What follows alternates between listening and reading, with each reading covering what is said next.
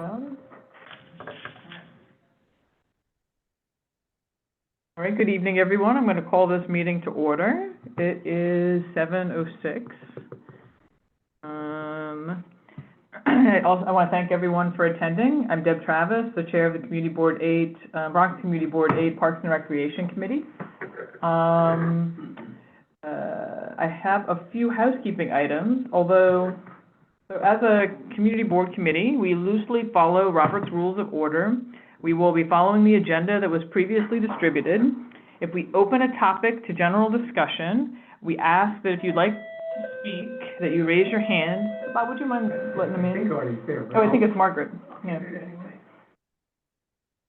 We ask that if you would like to speak, that you raise your hand, and I'll call on you. Our goal is to have a good, robust discussion of the agenda items. If you're not speaking, we ask, hey Margaret, we ask that you keep yourself muted to prevent background noise from interrupting others. If you're on Zoom, to raise your hand, you will select reactions at the bottom of the screen. If you're on the phone, it's *6 to mute, unmute, and it toggles, and it's *9 to raise and lower your hand. So I'll do attendance real quick. Bob Bender. Here. Margaret Della. Here. Rashida Hillard. Here. Ramdat Singh. Here. And I'm Deb Travis, so we're all here. And then for agencies, I see Jody's arrived. I see Mike Ortiz from the Parks Department. Meredith Horsford from Historic House Trust. Hello. Mike, hi Meredith. Hello. Hello. How are you guys? Hi, all. Good to see you. I mean, somewhat see you. I see your name. Stephanie Ehrlich and Christina Taylor from Van Cortlandt Park Alliance in Van Cortlandt Park. Hiya. Heyo. Now, 917-974-5894. Are you from a community or an agency? Or an elected? Okay, let's see. Are you muted? No, you're not muted. I'm going to mute you. I'm going to try to mute you. There we go. Susan Joe, are you with an elected office? No, I'm not. Community. Oh, it's an agency. Okay. Well, welcome. It's nice to have you here. And then from James Baldwin Outdoor Learning Center, we have Ray Poltonos and Sung. I don't know your last name, Sung. I'm Kim. Okay, thank you. I was like realizing as I was speaking, I'm like, I don't know how to finish the sentence. Okay. All right. So let's start off with the approval of the minutes of the meeting of April 24th. Does anyone on the committee have any changes? All right. So if there are no objections, I move to approve the minutes by unanimous consent. And then chair's report. So I want to thank Bob Bender for doing the Parks Committee report at the full board meeting. It's very valuable to me to have a person I know I can trust to take the reins when I'm out of town. So thank you so much for doing that. Announcements, Spuyten Duyvil Shorefront Park Trail and Habitat Restoration. See, Jody, I do read your emails. On Saturday, June 1st. So it's Saturday, June 1st. It's from 1 to 3 on National Trails Day. Help them repair trails damaged by Hurricane Ida in 2021. This will be in Spuyten Duyvil Shorefront Park. They will be raking the trails, cutting up fallen trees, hauling materials, peeling bark off of logs, digging trenches, removing invasive ivy, and more. Learn about building drainage dips, check steps, and water bars to reduce erosion caused by stormwater. Certainly feel free to reach out to us at the board office if you have any questions about how to get in touch. Also, Henry Hudson Park Ornamental and Native Garden Maintenance on Friday, May 31st, and again on Sunday, June 2nd, both from 10 a.m. to 12:30. And then finally, the New York Botanical Garden is offering free all-access tickets for Bronx residents to visit on Saturday, June 15th. This includes children's activities and access to their newest exhibition, which is called Wonderland Curious Nature, which is on the theme of Alice in Wonderland. So tickets are first come, first served, and go to nybg.org/events/Bronx Day for more information and to sign up. And with that, I will move on to our first agenda item, which is the Van Cortlandt Park Alliance update on summer events and offerings. Stephanie or Christina, which of you would like to present? I think it'll be me. Wonderful. Well, the floor is yours. Okay, so can I share? Oh, sure. Let's see here. Participants. All right, you're a co-host. Use your power wisely. Okay, hold on 1 second. Okay. So I'm just going to put this into slideshow mode. Hello, everybody. So one thing that I was hoping to share with this group is that Van Cortlandt Park Alliance is 5 years old this year. We were established in 2019, and we just had our 5th birthday. And as you may or may not know, Van Cortlandt Park is a flagship park of the Bronx, and we serve over 3 million people. And the Alliance is the nonprofit partner that sustains Van Cortlandt Park, and we are the only partner. And for those of you who don't know the history, there used to be an organization called the Friends of Van Cortlandt Park that existed for a very long time, and my colleague Christina ran that organization for a very long time. Van Cortlandt Park Conservancy also existed. There was some overlap in terms of services, and it was determined that it would be great to merge the two, and that happened very successfully in 2019. So what does Van Cortlandt Park Alliance do? We preserve, promote, and support recreation, ecology, history of Van Cortlandt Park in partnership with NYC Parks. And just to go over the basics of the layout of the land, it is a really big park. It's 1,146 acres. We have 600 plus acres of woodlands. We have the 100-plus-year-old cross-country course, 17-acre freshwater pond. You can read all the goodies, but we have a lot of amenities in the park. And Van Cortlandt Park Alliance, we engage with our vibrant communities. We have 3+ million people annually, and the Alliance itself has a pretty large digital reach. We have over 45,000 people who come to our website annually, and we have nearly 17,000 who use our social media and who we reach out to by email. And this past fiscal year, FY23, we served nearly 10,000 people with volunteer programs, education programs, and public programming. We also had thousands of cross-country runners in the park, as many of you know. And we had 35 high school and college students who were our interns, paid interns throughout the year. And you can see in this photo here, these are some of our interns cleaning out the Hester and Piero's Mill Pond. And Van Cortlandt Park Alliance, we do a lot. And I know this is a very, very dense looking slide, but we do maintenance and restoration work. We do arts and cultural programming, environmental education, community stewardship, research partnerships, and environmental advocacy. And I thought folks might be interested to know that Van Cortlandt Park Alliance, we started out quite small, and in this past year, we have gone over the $1 million mark, which is very, very exciting for us. We have more than doubled our budget in the 5 years that we exist, almost tripled actually. And we continue to grow, and we are on a very, very upward trajectory. So we work with all different park stakeholders, runners, dog owners, environmentalists, hikers, college students, high school students.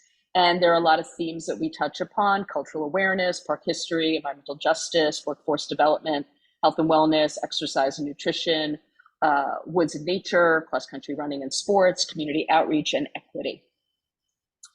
And we've had some big achievements in just 5 years. Daylighting. I don't know if you all are familiar with daylighting, but Van Cortlandt Park Alliance was I'm joking. Van Cortlandt Park Alliance was a very, very big advocate for this plan, and we were able to convince Mayor de Blasio to combine two projects into one, and it was a result of our advocacy that the plan, which was already like at 75% design, would not be a pipe underground, but would actually be an above ground stream. And that is the rendering that you see in front of you. That's the design that has gone to Public Design Commission.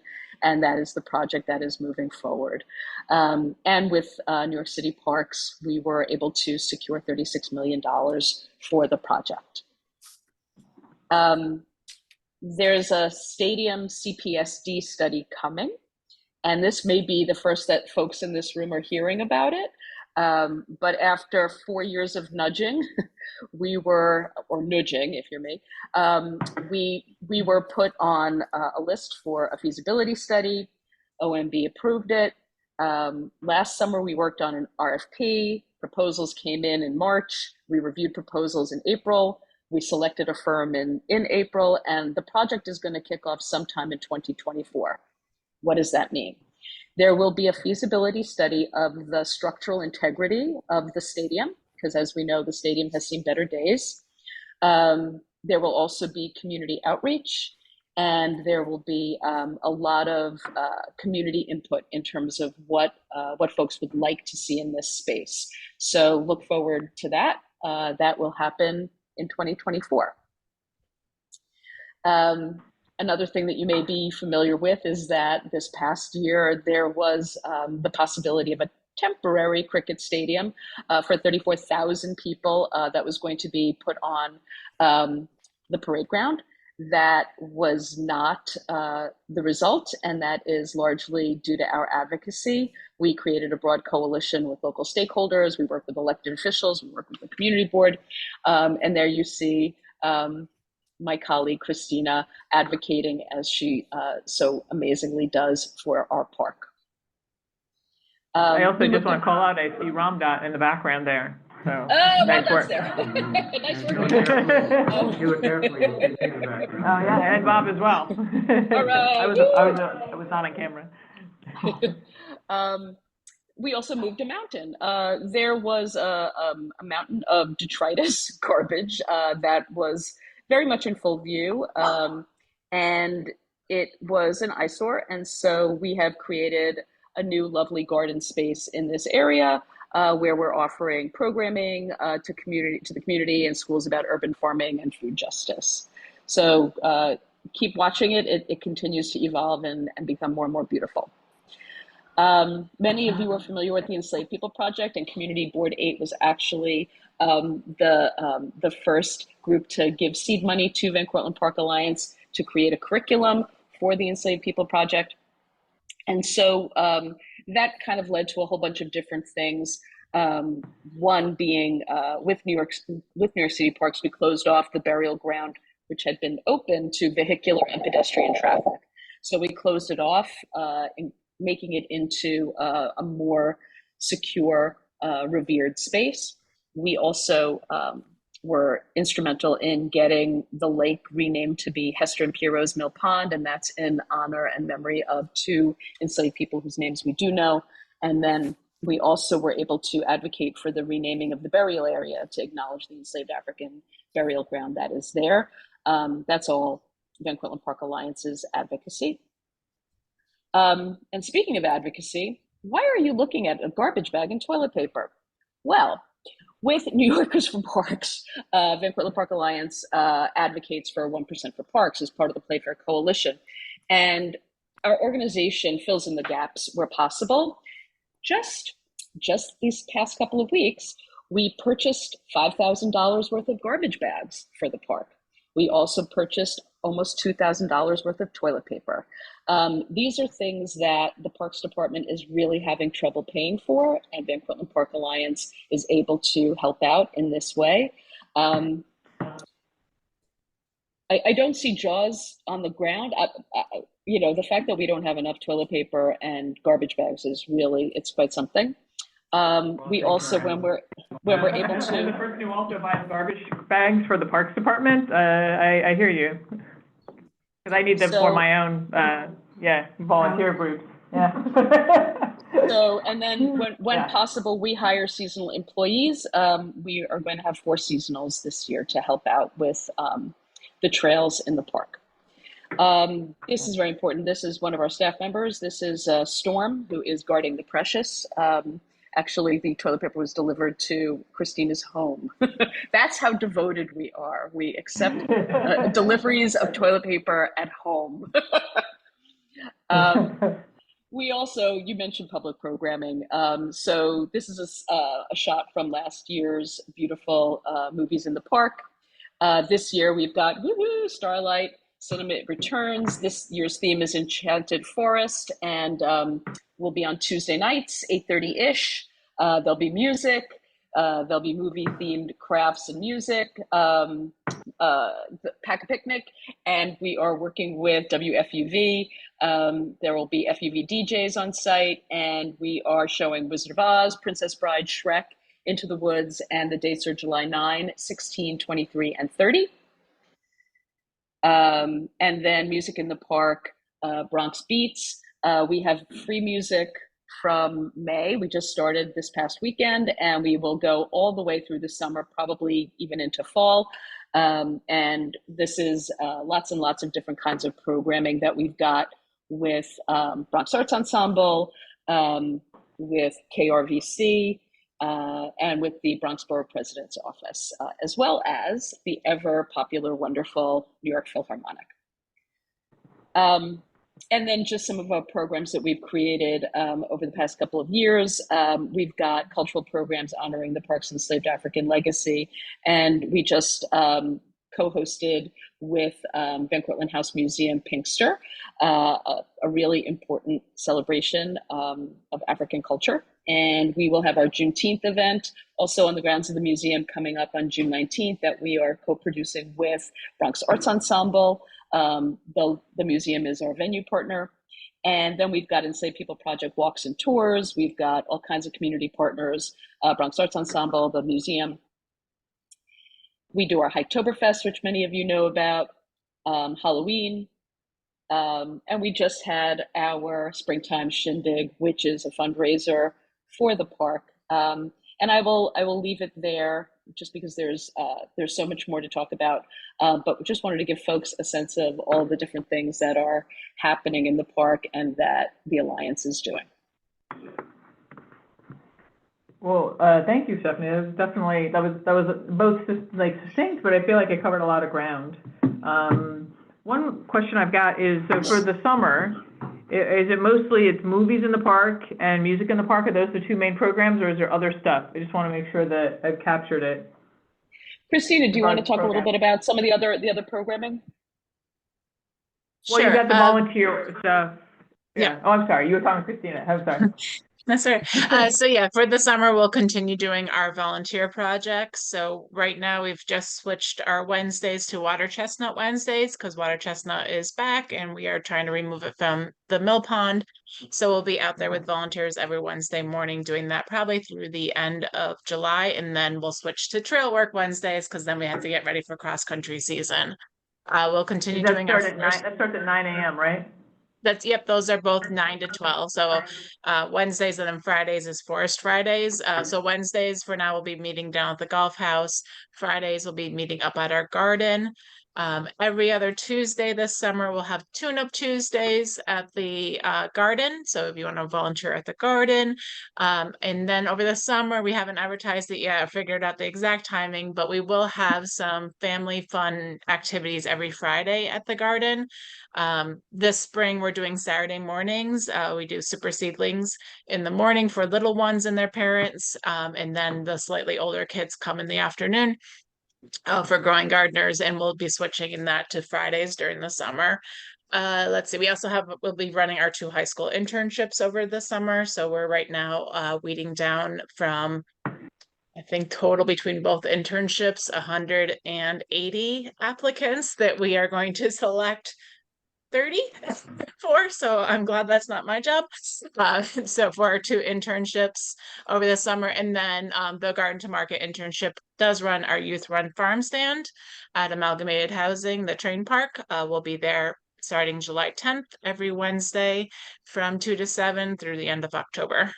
And I think in addition to the movies and music, that is most of what we're doing this summer. Just a couple things. Quick question. Forest Fridays, what time? 9 to 12 also. Is all of that stuff 9? So it's Forest Fridays and Tune Up Tuesdays, all 9 to 12? Tune Up Tuesdays, they do 10 to 1. 10 to 1. Okay. All right. So, so thank you for all of that. That's really helpful. One question I had, you started the slides with the demographics. Are those the demographics of your volunteers? Oh, that was all the Bronx. That's all the Bronx. That's the Bronx, that's the demographics for all of the Bronx? Yes. But I should mention that there is a study that is just being finished up right now. And it was 3 parks, 3 flagship parks were really lucky. And we have a demographic study that's going to be complete probably over the summer for Van Cortlandt Park, Prospect Park, and Pelham Bay Park. And we will get very specific information about park usership, who's coming to the park. I saw some preliminary data, and it looks like about 70% of people who visit the park are below the median for income, and the mix is very, very culturally mixed. So we'll have more information about that over the summer, probably. Okay, cool. Any questions from the committee about events and things? I have a question and I have a comment. Yeah. Stephanie, you said the stadium feasibility study will take place this year, 2024? The kickoff will happen sometime in 2024, yes. And is there a timeline on this feasibility study? X number of months, that sort of thing? I believe it's less than 2 years, but I can get back to you on that. Okay, less than 2 years. All right, well, that's a pretty thorough feasibility study. Mm-hmm. I think it is actually going to be quite thorough. Okay, good. And the comment is, on Monday, I was walking the Cass Gallagher Trail with my wife, and we came across a tree that had come down across the Cass Gallagher Trail. Got back to my house a little after 7 o'clock. I sent an email to Stephanie and John Paul Katusko, who is the park naturalist. Is that his title? Is that correct? Okay. Natural Areas Manager, yeah. Natural Areas Manager, okay. And 3 hours later, I had an email back from John Paul showing that he had cleared the tree off the trail. Wow. So you couldn't ask for better responsiveness than that. That was amazing. Yeah. So I just want to throw that out there. Thanks to you and to John Paul for the timely response. John Paul is amazing, as you know, as is the whole Parks Department staff out in the field. They are incredibly dedicated. They're the best. What can I say? Anybody else on the committee? Anybody else in the room would like to comment or ask questions? No? Okay, well, so I want to thank you both for coming and presenting. Just the long list of stuff, interesting activities and engaging events and that feel welcoming and professional is exactly what we want to see in the park. So I just applaud you for, it's not easy to run a nonprofit. It's not easy to ask people for money, particularly if you think about the last 4 or 5 years. It's a very difficult time to exist, let alone grow. So I just want to, really call out, just give kudos to both, not just surviving, but thriving. And I think bringing programming that's the kind of stuff that is, both is fun and, there's fun stuff and there's educational stuff and there's physical fitness and there's all, there's something for everybody. And so just wanted to thank you both for all of your work. This is our last meeting of the board year, so I feel a little schmaltzy and emotional, so I just want to thank you both for all of it. And you've come to also I just want to call out that you've come to every board meeting this year and told us what you're up to. And I think that that's also been really great, because then we can let the community know, and if there are people that we know have special interests, we can also like pass that on and put it on our Facebook page. And so I just also thank you for the collaboration. Thank you for welcoming us. It feels very much like a collaboration. Well, so thank you. So then I guess I'll move on to the next topic, which is the National Society of Colonial Dames update on museum director search, summer offerings, and initiatives to improve outreach, fundraising, equity. So the background here is that back in January, the National Society of Colonial Dames was here. We talked to them a lot about kind of some of the programming that's been happening at the Van Cortlandt House Museum. And one of the big issues that we had was really about just the lack of programming, the lack of outreach, and then the lack of fundraising. And so we'd asked them to come back, and just the lack of the kind of equity, like the community as a whole wasn't really participating or aware of the events happening at the house. So we asked them to kind of come back in May and to tell us, you know, what they had done. They knew they needed to hire a museum director, so they were going to be working on that. So they also wanted an update on the museum director. They did not want to come tonight. They don't, and I will be transparent. One of the things that the committee is concerned about is their membership. Their membership limits who can be a member of the National Society of Colonial Dames to people who are direct descendants of a list of 9,600 people who were prominent in the colonial period prior to 1776. And I'm looking forward to never having to say those membership requirements again. So, but you know that. So we had concerns about the appearance of bias from that. Not everybody on the committee shares that concern, but many members of the committee share that concern, and so we wanted to take it seriously. So we reached out to our elected officials for guidance from them, since we are not lawyers, and we sent a letter. We are still waiting really for a response from our elected officials on that. But the Dames were concerned about that investigation, and that kind of gave them pause about coming, I think, this evening for whatever reason. I don't want to read too much into it, but it's disappointing because it would be great to have them here. I do want to thank Meredith for coming, because hopefully Meredith can answer some questions and just kind of bring us up to date also on what the Historic House Trust has done and kind of what's been going on at the house. So, Meredith, did you have anything you wanted to lead with, or should I start with questions, or? Yeah, I've actually got some talking points, and then if you have questions, I'm here to answer what I can. All right, so kick it off. Okay, great. Hi, everyone. Thanks for having me. We've met before in past meetings. I'm Meredith Horsford. I'm the executive director of the Historic House Trust. We're a public-private partner to the New York City Parks Department, and we collaborate with and sort of oversee all of the historic house museums that are in New York City parks. There are 23 of them, including the Van Cortlandt House Museum, and so hopefully you've been out and visiting many of them. They're in all 5 boroughs. So just a few, I've got some thoughts that I wanted to share based on some previous conversations that we've had. One is the director search. And I'll abbreviate the National Society of Colonial Dames with NSCDNY, because otherwise I'll be here all night. But basically, they have announced this week that they have hired a new museum director. Her name is Margaret Holmes. She has actually strong family ties to the Bronx, and her previous role was as a museum educator at Bar Topel, another one of the Historic House Trust partner sites, which is in Pelham Bay Park. And she, there as an educator, she really, I think, has excelled in community programming and in education. She has a bachelor's degree in history, a master's degree in public history. And I think part of one of the things that stood out about her amongst all of the candidates is her commitment. You know, she talked a lot about her commitment to telling inclusive historical narratives, her belief in museums as integral community assets, and her excitement to foster dynamic collaborations. Once she is onboarded, she will reach out and introduce herself to you folks.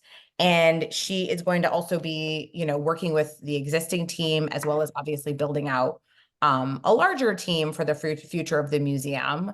The current staff, besides Margaret, who's just joining, is John Carini, who's the site manager, Marina Pineda, who's the weekend manager, and Nick Dembowski, who you probably all know and love, who is now the site historian.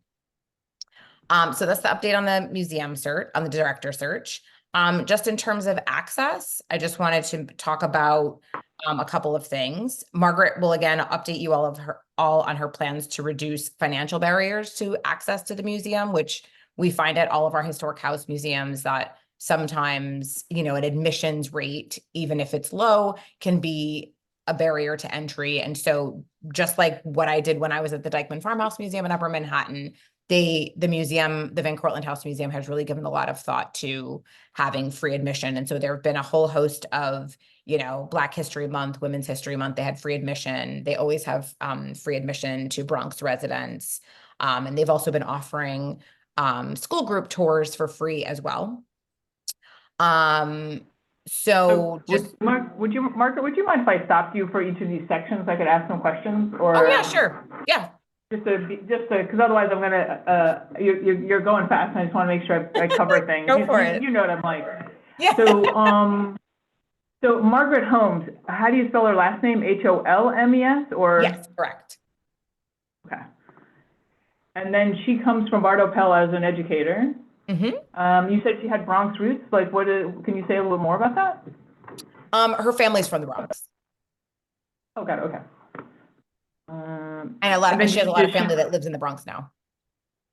Right. Does she have did she specialize in Bronx history, or does she have a focus as an educator? You know what? I'm not sure. Okay. Okay. And that's totally fine. Yeah. And then one of the things that when, during the search, we saw the job description. And one of the things about the job description that we talked to the National Society of Colonial Dames about, and now I feel self-conscious about calling them the Dames, which is how I had been shortening it. We've been talking to them about what this person would have responsibility for, because we wanted to make sure that they had the power to manage their staff and to control budget and to do things like that. Are they, like the job description, they weren't responsible for like budget and fundraising. Are they responsible for those things? Was there any change there in terms of their kind of? Yeah, I could definitely speak to that. It's a museum that I've had I've had a relationship with all of these sites for many, many years, almost 20 actually. So yes, this person is responsible for managing the budget of the Van Cortlandt House Museum, and managing their staff, growing it, programming, interpretation, all of those things. So one note I wanted to mention when you spoke about fundraising is that their fundraising is slightly different than at some of our other sites. Their fundraising is purely from donations from members. And so that is what they use to fund the entire museum. Additional fundraising beyond that is something that we're collaborating with them on. So when you say they, you mean the National Society of Colonial Dames. They just do fundraising from their own, well, they got an endowment. That's where a lot of their money comes from, is the endowment, and then membership dues. Is that what you're saying? Mm-hmm. So they don't have any internal structure to apply for grants or anything like that. They do have a structure for grants. And that's something that we are working with them to sort of build out now that their staff is able to grow and they have people who can execute on the projects. So they don't have any existing staff for grants now, but like, because you're describing John and Maria and Nick as the current staff. Does Margaret already have a plan to like add a grants writer or like that kind of staff in-house at the museum? Well, I will say that a lot of our houses don't specifically have a grant writer. We're all small nonprofits where a lot of people in the staff are wearing many hats. So there are usually in these sites, there are people who are responsible for that, but they're responsible for other things as well. I don't know that her first task is to add a grant writer, but she definitely will be adding staff to the team. Okay. do you have any idea what kind of staff, like how she's approaching that, or that she doesn't? Oh, I guess I should go back to when was That I she don't know. hired? Oh, I'm sorry. She had just started, maybe today. Did you say? I have to check. Today's her Or first later day? this week, something like that. Okay, so this week, okay.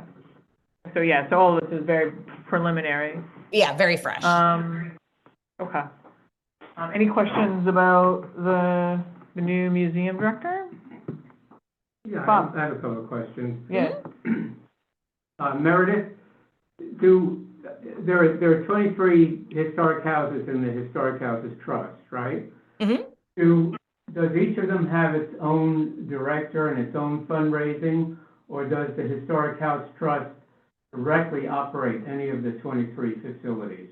We don't directly operate any of the facilities. The relationships are slightly different depending on, the nonprofit, but generally, yes, each of them has their own nonprofit. They hire their own staff, and they're responsible financially and day-to-day operationally for all of the day-to-day operations as a museum. Mm-hmm. Is there anything unique about the way in which the Dames operate the Van Cortlandt House Museum, or is it typical of the 23 different institutions? It's pretty typical. Most of our nonprofit partners manage just one historic site. They happen to have two, but we have other partners in our network that operate more than one historic house museum, or more than, have more than one historic site. Is the other one the Smith Adams House down in Manhattan, or No, I don't know what's the other that one they site. operate? Oh, Oh, no, the no, Dames? The Dames. The Dames have their own house on 71st. Right. They own another building, which is also a historic building on the Upper East Side. Okay, that's the one you were referring to. Mm-hmm. But we also have other partners who run, multiple sites, who have multiple sites. Okay, thank you. Sure. Now, Meredith, is anybody on your team actually, you're not doing fundraising, you're just helping them try to build that capacity within their own structure? Yeah, exactly. So basically our role at all of these sites is to sort of not only support them as the sort of liaison between the Parks Department and their nonprofit for their own, maintenance, capital projects, those kinds of things. But we also give small grants to each of the houses every year ourselves from our own fundraising. And we also, depending on need, will work with separate houses on separate projects. And in this case, yes, one of the things that we're working with them on is fundraising. So did you say you provide small grants to all of the houses, or you pick certain houses who have specific things they need? We provide small grants to each site every year. Okay. Okay. So I think that's certainly we've covered Margaret. And then as far as access and the free admission, I thought it was great actually that they had free admission in February and March. I didn't think that they publicized it very much or at all really. And particularly when it continued on, the poster or the what's it called, banner out front on the fence still said there was a cost to admission. So the only way you would actually know it is if you, I think if you went to the community board Facebook page. I think we posted something. I think there was stuff on social media, but I would have to check. So I went to the Facebook page for the Dames actually this morning just to kind of double check my sense of keep myself honest about the amount of programming they've done since January, right? I used to teach college English, and I had a little teacher moment, honestly, because there were three postings since 2021, and they were all in May. They were all in the last 2 weeks. And so it reminded me a little bit of when people do their homework right before the test. The other thing is you should check the Van Cortlandt House Museum's social media, probably more than the NSCDNY. Oh no, that's what I checked. I didn't check the national site. I checked the Van Cortlandt House Museum Facebook page. They don't seem to be on Instagram. No, they are. They post quite a bit on Instagram. I couldn't find them on Instagram. It's VCHMNYC.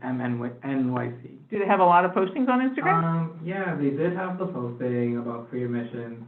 which was posted on February 26th. Okay, good. Just a reminder that February March was free. They do have some, you know, Would you consider it good outreach?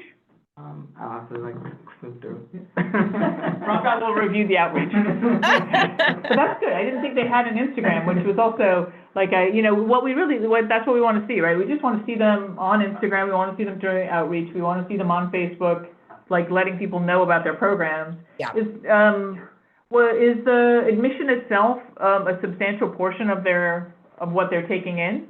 No, No, right? a very small amount. And I think that's pretty typical across the board at all of our sites. So I noticed that at the Pell Bartow, they charge $15 for admission, which is much higher. It's much higher than most of, that's a lot higher. I'm checking What- actually. I have to look up theirs. I don't know it off the top of my head. Yeah. Let's see. They're open very narrow hours, and so I've never actually been able to be there when it's open. It does actually, to be honest, it made me appreciate that the Van Cortlandt House Museum, while I still think the hours are not wide enough. It's $5. They're better than, it said 15 when I was on the website. No, Van Cortlandt, Under- not Bartow Pell. Oh, yeah, Van Cortlandt had, it's $5. No, the Bartow Pell is 15. Oh, yes, Bartow Pell is higher, for sure. Yeah. Yeah, that's why I was saying that I appreciated that. I think it would be great, it would be better if it was free. But that it was surprising that there were others that were that much higher, and that their hours were actually even shorter. So that's great. I mean, so they're having discussions about having ongoing free admission? Like, will it be free this summer? Definitely free to Bronx residents. And I think they're talking about, how else they might do that. I know they're doing it going to be also free for Pride Month. And how do you prove you're a Bronx resident? Like if you're a kid? I mean, I don't think anybody's going to lie about it. Yeah, that's what I would say. Okay. I don't think it's that strict. I'm just, okay. Well, We did the same thing at Dykeman. We would be like, if you're local, come on in. Why make a requirement? Okay. All right, so those are those two talking points. What's your next talking point, Meredith? Hit me. Great, you got it. Let's see, programming. Stephanie and Christina talked a little bit about some of the programs that were collaborations between the Van Cortlandt Park Alliance and the Van Cortlandt House Museum, which includes Pinkster, Juneteenth, which is coming up, and also a poetry reading, which was in April in the museum. And then a couple of upcoming, actually this already passed, a couple of other events. Nick Dembowski gave a presentation on Revolutionary War era history at the museum. And coming up, they've got the Cornelius Eady group that's going to perform with the renowned poet and musician Cornelius Eady, who focuses on African-American experience, folk, and Americana music. And they're also in the midst of developing a program with historian and scholar Lainey Ferrara, which is entitled Blowin' in the Wind, The Hidden Hands of New York in late summer or early fall. To stop you right there, how do you I'll pause there before I go to another topic. You might have questions. First one, how do you spell Lainey's name? Laini. Uh-huh. Last name is F like Frank, Arrare.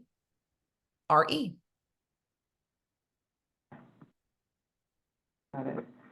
And just to emphasize what Meredith was saying, so Cornelius Eady, the Cornelius Eady group is having a concert. And if you haven't read any Cornelius Eady poems, he's just phenomenal and a well-known poet. It's going to be on June 7th at 6:30 p.m.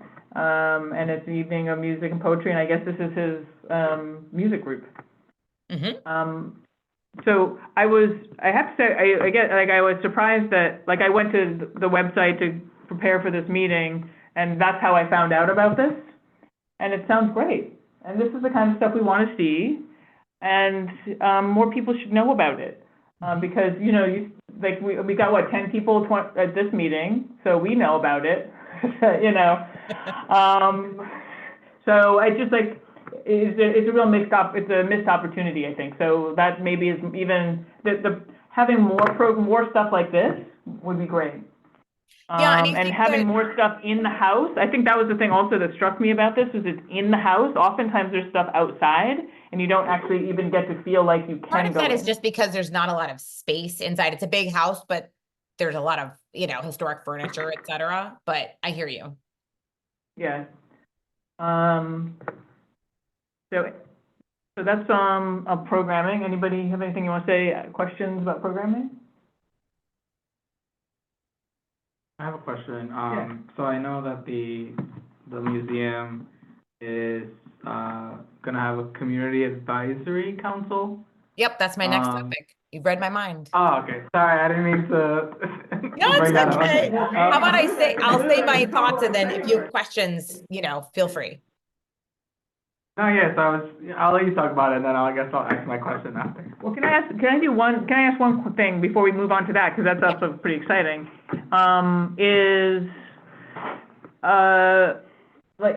like the programming budget was really small before. I think that they spent like $5,000, and they in the past they have relied a lot on outside groups. I mean, Van Cortlandt Park Alliance is also a 501c3, and it's also got other stuff. It's got a huge mandate of things it needs to do. So I do think that it's important for the Dames to have money that is sufficient to provide programming at the house, since that's so much a part. I mean, I know they pay for staffing, and that's a chunk of money, but to provide this kind of programming. So, I guess, are we on the same page with that? What is the plan? Are we thinking about that in the same way? What's the plan for paying for more programming? And I think their budget, when I looked last year, was like $5,000. It was very low. Yes. I think we're definitely on the same page about that. I think that's something that now that they have now that they have more of a capacity to do all the things and engage the people in the community, I think that's absolutely something they're doing. So the Cornelius Eady thing is in June. Mm-hmm. Do they have other things planned for, what's the plan for this summer? Is it Cornelius Well, Eady? I think it's and what been else? hard to plan a lot of programs for the summer when they haven't had anyone who can execute any of the plans. So I think that that's something that we're going to really start ramping up now that Margaret is getting onboarded. So do you think Margaret will be able to hit the ground running, and we can expect that there'll be like July and August and September programming? Yeah, or? absolutely. Okay. Christina, do you have a question? Yeah. Just like a statement, I just want to say, we are definitely happy to be collaborating with the museum for the Pinkster event. That was definitely a great collaboration. And we do use the museum a lot as a venue partner. So the poetry reading, the barefoot dancing that we just had this weekend, for the Juneteenth celebration. So we want to continue doing that, but I'm looking forward to meeting Margaret. I know Stephanie got a chance to meet her in the park on Monday, and talking about how, maybe in the future we can do some more collaborating on some bigger events. Great. And hopefully keep using the space as a venue location, because the lawn is wonderful for the barefoot dancing and other events. It is indeed. And so there's a big capital project coming, right? And I want to get onto the community advisory board, but so can you talk a little bit about just access and programming, and the fence project, which I know is coming, and then the capital project for the exterior? What's the timing for that, and how does that play into kind of Margaret's role? Sure. So the fence project will be, as you mentioned, kind of coming up first. That involves, both kind of repair and a lot of repairs. Some footings that obviously needs to be painted. It doesn't look like it's in fabulous shape, but it is a historic fence. So that project, I don't have an exact start date. It's sort of in that period of time where it's like with the Office of Management and Budget, and you don't know when you're gonna get a final date from them. But that should be coming up. Let's see, where are we? I'll have to double check, Deb, and I can email you, but I think I can't remember if it's later this year, or early next year, or something like that. I'll take a look. Okay. So probably 2025, like early 2025 sometime. Probably. And I think, we will be, we work around capital projects all the time because, you know, old houses need a lot of work. So we will come up with a strategy with the museum so that they still have, you know, as much access as possible. That fence project, I don't think will be, it might be irritating and it might be sort of, you know, unsightly at times, but I don't think that'll get in the way of them, you know, still welcoming visitors. So the fencing project won't impact when it's open. What about the repair of the roof and the windows and kind of the So envelope? the large scale restoration project on the museum, which we're a couple years out from actually going into construction because we haven't even designed the project yet. That definitely will impact visitation. So that's something we'll make sure that we keep everyone updated on once we have a better idea of what, you know, how will it be impacted, when, for how long, all of those things. But what we try to do in general with all of our capital projects is, you know, there are instances where you can't help it. The roof is being taken off and it's not safe for anyone to be on site. And then there are instances with other projects where, like at Dyckman, we're doing a massive restoration and the whole site is going to be closed for 2 years. But at other sites, we're able to say, okay, well, you know, you'll be closed for 3 months and then we can reopen and that kind of thing. So it really just depends on the extent of some of the work, and we'll find a lot more of that out as we do probes and more research. So when the Dyckman House is closed for 2 years, what happens to the nonprofit? Like where do they go? How do they function? Really nothing changes for them except their, you know, view. They are going to continue to be in the community. They're going to be working with the library. They're going to be working with community partners. They're going to be setting up tables at events and going into schools.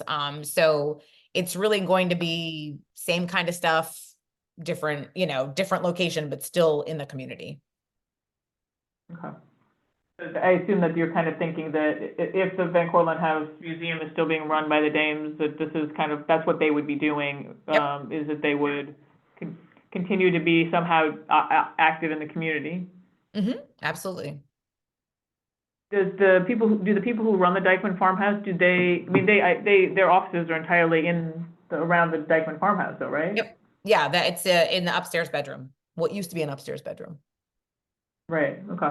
Yeah, because the National Society of Colonial Dames, they're all down in the Upper East Side usually, right? That's kind of No, the museum office is in the museum. That's the board that's on the Upper East Side. The board at the Dyckman Farmhouse Museum doesn't have a location. They're all in their independent homes, you know, in their apartments, where they kind of home base is. We call that working from home now, Meredith.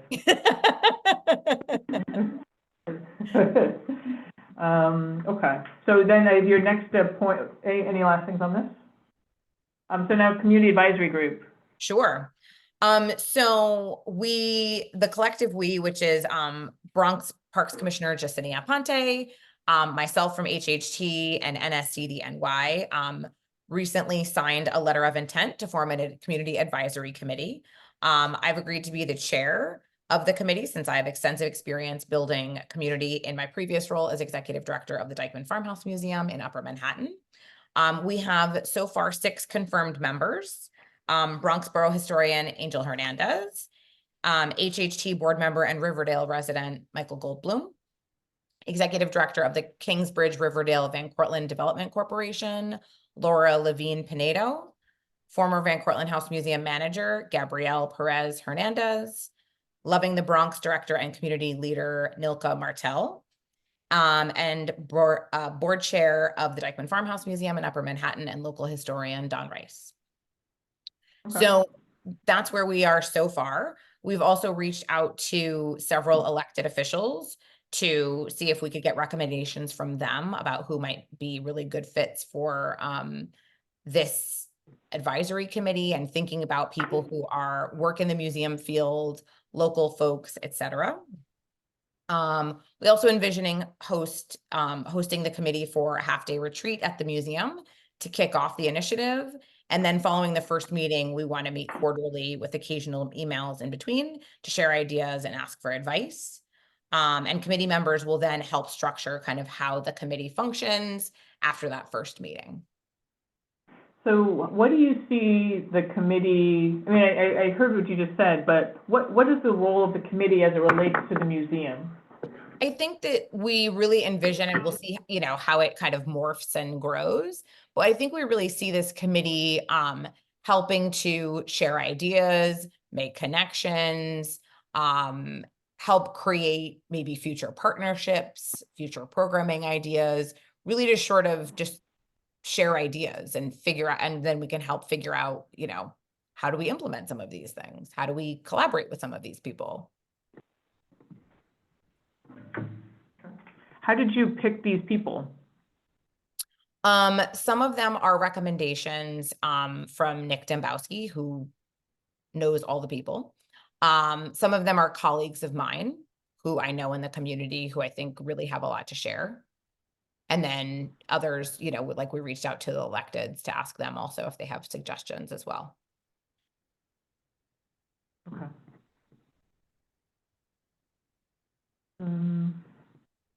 So then, when is the committee meeting? Like, can we expect, like, what are the expectations we can have for this committee, like this summer or in the fall? Like, is there a report they're going to generate? Is there a presentation they're going to make? Like, how do we I think it'll be sort of understand what they're evolving. I doing? don't think it's like we meet and then we create a report and that's it. I think it's a sort of thing that we'll meet and come up with ideas and then figure out, okay, so when should we do this again? How do we make this work? How do we best reach out to people, et cetera? So I think it'll be sort of an ongoing sort of thing where we could, you know, we could certainly check in and give you updates.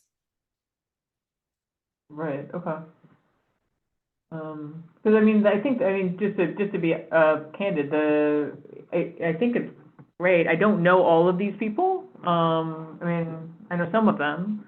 But I want to make sure that if we have a community, you know, a community group, like what's it called, community advisory group, that it's not like that the challenges of a community advisory group is the same as anywhere else. Like where if you pull from too small a group of people, you can it's just another little silo.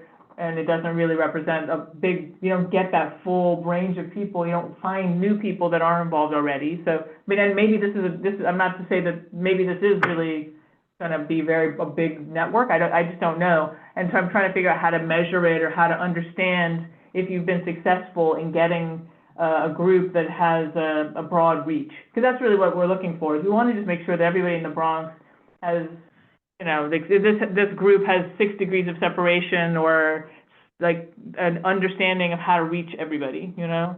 Yeah, absolutely. So how do we measure this? I mean, how do you measure it? Like how will you know this if this group is a successful group? Well, I mean, I've done kind of community engagement type committees before.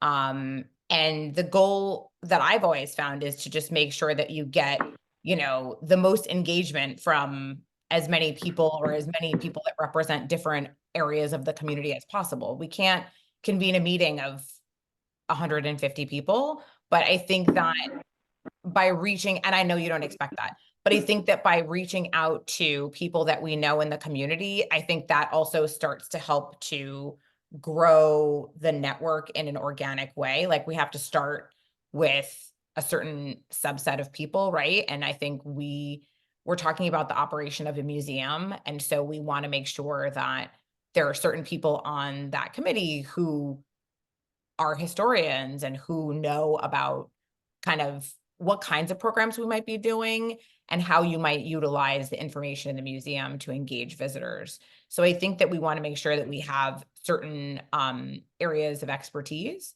And then we also want to certainly make sure that we have sort of engagement and buy-in from different swaths of the community. Would you just make a note to send me the list of people? And I mean, I tried to make some quick notes and I realized it was futile of like where their names like, and where they come from. I was like, this is not working. Just like that way I've got it for the minutes and that it will just be helpful to kind of absorb it later. Are there, just one quick question, were there any educators? I mean, I know one of the things that came up was that it was a very narrow slice of schools that were getting outreach. You've got the 2 fourth grade programs, I think from the Enslaved Peoples Project has 2 fourth grade curriculums that are available. But it wasn't getting out even to all of the elementary schools in our district, let alone all the Bronx. Well, Are there educators on that group? Not yet. So far, we only have 6 people, but I will say that since the last time we've met, we have reached out to, let me see if I wrote it down. We have reached out to every Bronx community board, every city council district, every state senator, assembly member, every school superintendent, and the borough president with information about the museum. Would we be able to help you connect, if you guys would reach out even to our board office, we can connect you to the schools. Because not to say that this is, what you just described is a lot of people to contact, but it also could be a lot of junk mail to all of those people. And, it doesn't, if they don't know why that they should be interested, they may not engage or get back to you. And I know just from my own organizing that it can be very difficult to penetrate into schools, to know who to contact, who the organizers are for groups like this. So I just want to put it out there that the board office does know those people, particularly Sarah has got that expertise.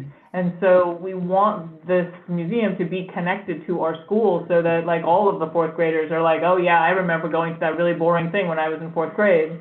And that's a shared experience that everybody has of the cabinet and stuff, Yeah, I will say, I thank you. That's really helpful. We did get contact information from Commissioner Aponte, from her team, but, happy to have, direct information from you as well. That'd be really helpful.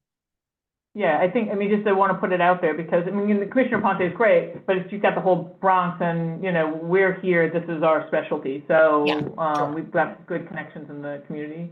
Christina, your hand's up.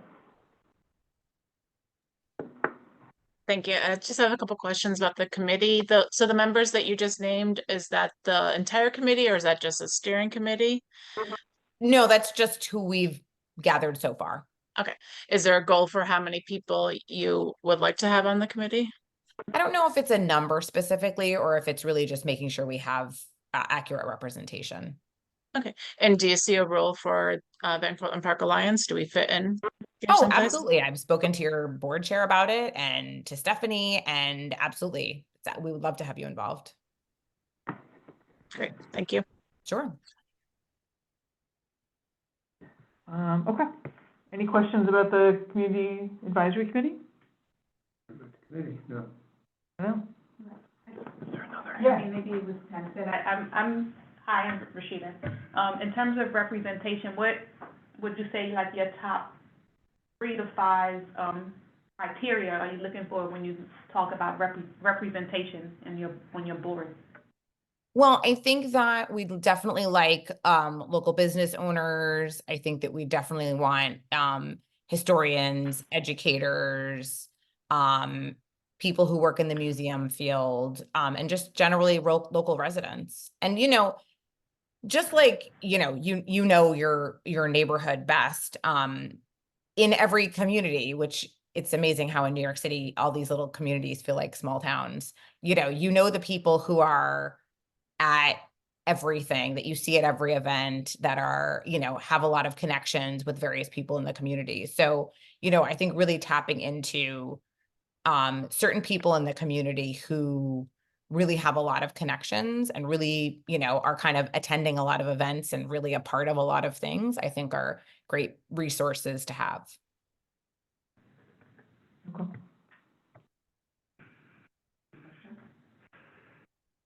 All right.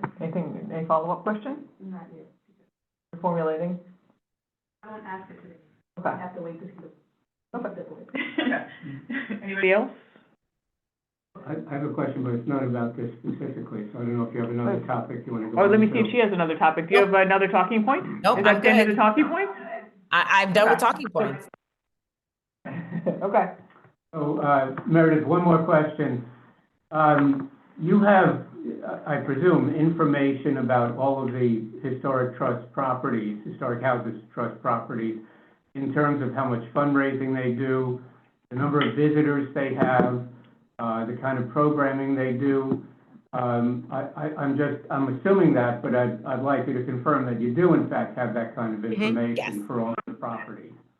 Okay, so if we wanted to figure out where the Van Cortlandt House Museum fits in, and get a better sense of the stewardship of the colonial dames, we could ask you for that information and Sure. find out where they fit within the other 22 properties.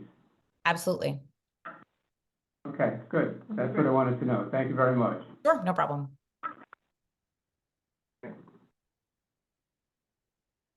So, you've covered most of my questions. I want to thank you for that. One question is a little bit stickier, which is the license. So when we first started, when we first started the conversation back in January, part of this came up because they haven't had a license for a while, and their license was expired. It's been 10 years of not having a license. When we discussed this in January, just the idea of accountability, like, how do you hold them accountable over the term of the license was a big part. And you had said that we were developing new language for the license. I wanted to, A, find out, like, if you've made a new type of license, and then B, what the status is of the license for the house. Because I understand, I wasn't at the board meeting, but I understand that I had heard that maybe it's been issued. So, basically, license agreements expire all the time in city government, and one of the challenges for renewal in general, or one of the challenges with signing agreements in general with the city, is that all agreements have to be approved by the law department, which I can tell you from personal experience can be very time consuming, although they're lovely people. They're juggling a lot of things.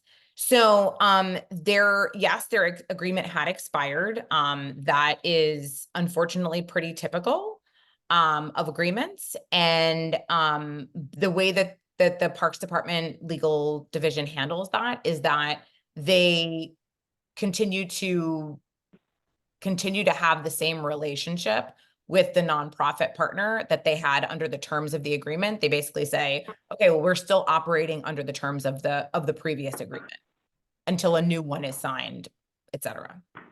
So that's typically how it is approached. And that's how it was approached in this instance. Currently, since you asked about where they are now, currently the prior agreement has been extended. And so they are completely current. And in terms of working on a new license agreement, I'm working on an updated, I wouldn't necessarily say there's extensive new language, but there's definitely an updating of the language just because, things change over the years and you need to kind of update it and make sure that it's appropriate for the present day. And so we are working with the law department on a template that we would utilize at all of our historic houses. Again, time frame challenge there is that they need to approve every single one, and they haven't even approved the template yet. So we've been working with them for probably a year with the Parks Department's legal division and the law department on getting that approved by them. So, but it's with them now. So what does it mean when you say the prior agreement has been extended? How long has it been extended until? I don't have the date in front of me, but I think that it's probably 2025. Like January 2025, or? I don't know the exact date off the top of my head. Year. So, we've been having we raised this topic in November. They didn't have a license then. I mean, we had this, we talked about this then. This is the same thing that you said all along, was that from the Parks Department's point of view, the terms were still the same. But we made it clear that we, had concerns about the Dames as an organization, and then we also just had concerns about performance, which is the stuff we've talked about today. And I think that, you know, it's healthy for licenses to expire every once in a while. I don't agree with your characterization of it as unfortunate. I think it's good because you get to have a moment where you say, is this working? Is this a, what can we do? Where can we provide feedback? As a community board, like when concessions expire, I know it's a different type of relationship, but it's a really great moment to look back and say, okay, this has been good and this has been not so healthy or not so good. Can we improve it?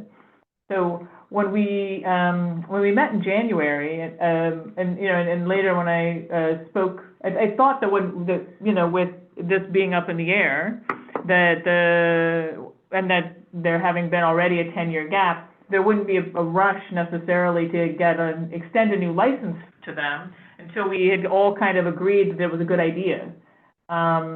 And that, I mean, you know, when I spoke to Commissioner Ponte and Deputy Commissioner Iris Rodriguez Rosa, they were very direct with me about how they were really listening to the community, and they wanted to kind of, you know, hear the community, see where the community was in May, which is where we're at. Mm-hmm. And so my impression is that there wouldn't be necessarily, that there wouldn't be an extension of the license, you know, that you would stay in kind of a hold position until we all kind of were clear that this was a good idea. So can you explain why, what was the reason for extending the license, I guess? Like well, right now, I wouldn't say that it was a rush. But this is something that we do with all of our sites, and there are also certain things that sometimes hinge on having a current license agreement that we can't move forward on other things. So there are instances where, you know, you need to do a letter extension in order to continue certain things to move forward. So can you give an example? Hiring an executive director? Well, that's what I wanted to ask Meredith. Like, what can you give just some examples of what that is? I just don't know. I mean, you can't move forward with a capital project. Well, so you need a full license for that. I would think you couldn't do an extension on the capital project, but what entity would hire a new staff member at the executive level without an extension? You don't know if the city technically could kick you out within 30 days notice, but how could you move forward? But that's your relationship when you were kind of outside the city. This is more of, I think it's a different relationship. I just want to ask Meredith, like what the... No, I think that's very accurate. I mean, I think if you're getting ready to, as a nonprofit, to embark on something that is large and new, like bringing on staff or like moving forward with a capital project. Well, a capital project you actually cannot move forward with without a current agreement of some sort.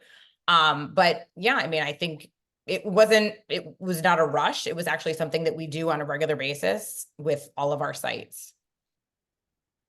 I understand the logic of it. It's just they didn't have a license for 10 years and people were hired and left and came. Well, admittedly, I will tell you, they didn't have a license for 10 years, but I also wasn't working here during that time. And so I will say that, you know, some of my predecessors who fabulous, intelligent, wonderful people, I think there was a period of time when they weren't able to get a lot of these things pushed through. And so unfortunately now I'm in a position where I'm still, you know, kind of catching up with some of these legal documents from when I worked at the organization in 2014.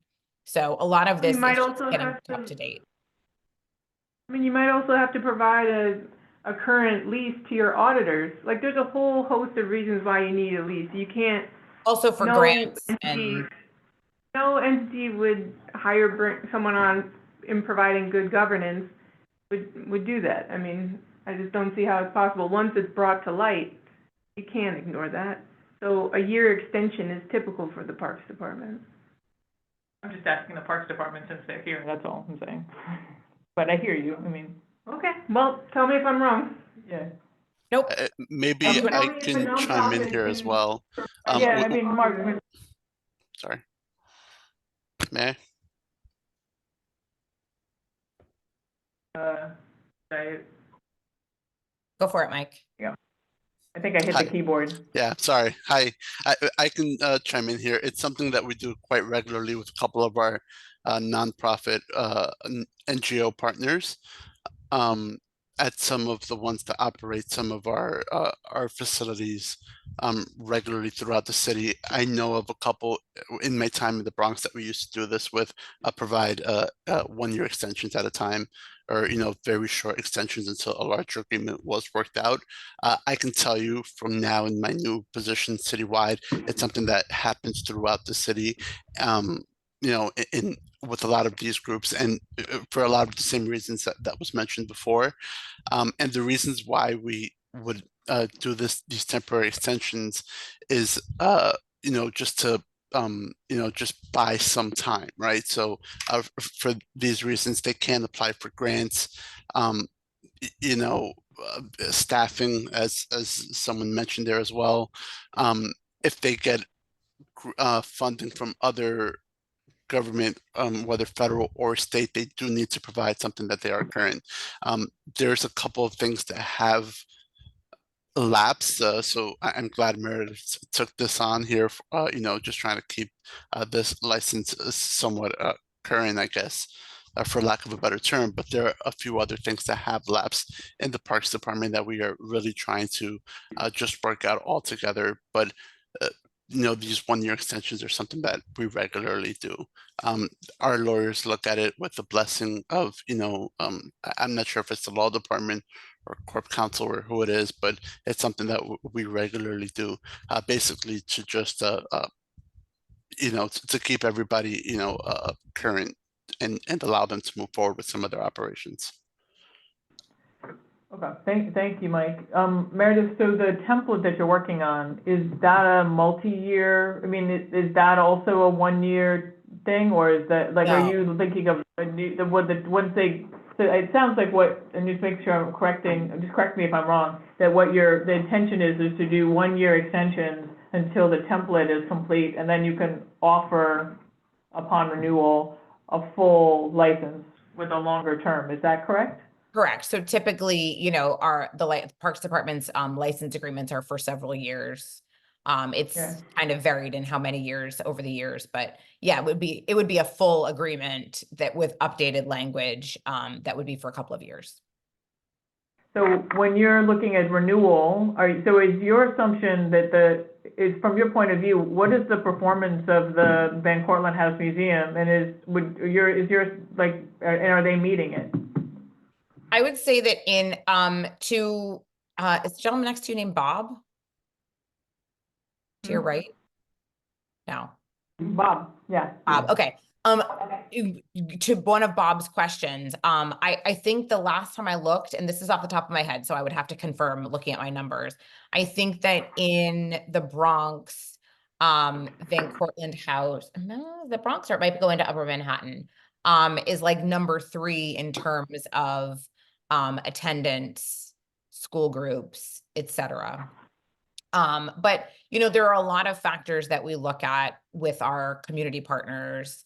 Attendance is one of them, but I think we've learned during COVID that it's not obviously the end all be all. It is a piece of the puzzle. Certainly community engagement is important. We also, are looking to work with strong nonprofit partners as well. And obviously governance, et cetera, et cetera. There are a whole host of factors. Okay. So then is it fair to say that towards the end of the year or this time next year, that's what you'll do the community advisory group, you'll work with them on fundraising, and then this time next year or January, February, you'll look at where they're at? Would you actually consider, though, if there's no improvement, are you open to having the license go to someone else? Well, I'm open to whatever works best for the museum and its ability to serve the community. So I'm not, not here to speak necessarily about the Dames and their operation of the site. Right, yeah, no, yeah, I'm open to the museum being operated in whatever way is best for the community. I will say these agreements are very different from concessions. So it's not like you and Bob bid on it and whoever, has the best price wins. It's a very different setup with a very specific set of skills. But yeah, I mean, we want to work with the organization and we want to serve, you know, the organizations in general that we work with and to best serve the community and their needs. All right. So, anybody have any questions on any of that? Any other questions? All right, well, thank you so much. You've answered all my questions, Great. which I appreciate. It's taken a little bit of time, but I think it's been a really thorough discussion, and I appreciate you coming, and we wouldn't have been able to have such a good conversation without you. So thank you, Meredith. Thank you, Mike, Yep. for coming. I would like to extend an invitation to return in September, October, so that we can look at the summer and have another kind of conversation, and maybe Margaret could come then. We could meet her and learn about the kind of upcoming season, essentially, kind of fall planning. Sounds good. Because I think that would be, if we can, because ideally, I think where we're going is that barring some sort of, I'll be transparent, we reached out to the elected officials because of the concerns around the membership. If the elected officials come back to us and they say, it's fine, it's fine, and we'll just add that to our list of the things we're considering, we'll take that in, and then we'll continue to work with, we want to see progress with the programming, and we want to see progress just in engagement and stuff. So far, it seems good, what you're describing seems very promising, I think, I don't, and so we want to just kind of keep going with that, and then sometime maybe next board year, then have a resolution either in support of the license or opposed to the license. But we should work through the process, and so I think that's what we're looking to do here. Is that okay? So thank you both for coming, and and for putting all your time and effort into this, and for helping, and for being so committed to the house. It's valuable to the Bronx as a whole, for sure, and certainly to those of us who live so close to it. So appreciate it. Absolutely. Thank you. Thanks for having us. Yeah. So I will move on to the next issue, which is a SAPO application. So this one I got at the very last minute. And it's the James Baldwin Outdoor Learning Center, which is, do you want to just describe thank you. We are also a 501c3 nonprofit, started in 2018. We started our market in August of 2020, so this will be our fifth season of operating the farmers market. It's much more than, and a couple of you have been there, it's much more than a farmer's market in that we do a lot of programming in arts education, in gardening, in environmental education, and food education. Our mission is to strive for inquiry and project-based solutions at the juncture of food, environmental, and social justice. So we are always mindful of trying to make the Bronx a healthier community. And what else? We've operated for 5 years without any incidences or any, thank goodness. Knock on wood. But how many tables? Just some basics. How many tables, how many tents? I know that you guys usually have one tent or two.